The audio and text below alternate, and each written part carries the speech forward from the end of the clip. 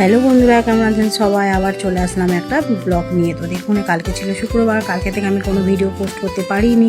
কেন? আমার কালকে একটু পিজিতে যাওয়ার ছিল, এই কারণে। পিজিতে আপনাদেরকে আগেই বলেছিলাম আমার এক্সরে বাকি ছিল, ডাক্তার দেখিয়েছিলাম, তো এক্সরের জন্য যেতে হবে বলে সকাল সকাল উঠে গেছিলাম। উঠে মেয়েদের কাজ জানেন, যেখানেই যায় না কেন আগে সংসারে সব কাজ করে তারপরে যেতে হবে। তো টিফিন বানিয়ে নিয়েছিলাম, পরোটা আলু চচ্চড়ি করে নিয়েছিলাম, যেহেতু ছেলে মেয়ে ঘরে আছে, ওরা এসে খাবে, ওরা খাবে, তো ওই কারণেই টিফিনটা বানিয়ে নিয়ে আমার একটু ডাল ভাত আলু ভাজাও করে নিয়েছিলাম তাড়াতাড়ি করে। তারপরে ও বাবাকে বললাম যে দেখো তুমি একটু আমার জামাটা ইস্ত্রি করে দাও, কেন আমাদের তো বেরোতেই হবে তাড়াতাড়ি, কেন যেহেতু আবার ফিরে আসতে হবে তাড়াতাড়ি, ওর বাবা আবার ডিউটি যাবে আমাকে রেখে।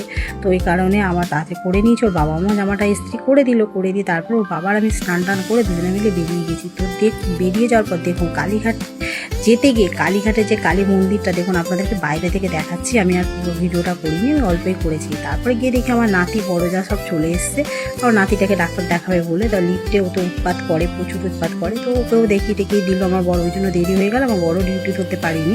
তারপর আমার দেখানো হয়ে গেল, এটা হচ্ছে আমাদের পিজি মাজার। দেখুন এখানে প্রচুর পায়রা, খুব ভালো লাগে দেখতে। তো তারপর আমাদের দেখানো হয়ে গেল, আমরা বাড়ি ফিরে। তো বাই বাই বন্ধুরা, দেখা হবে আবার পরে।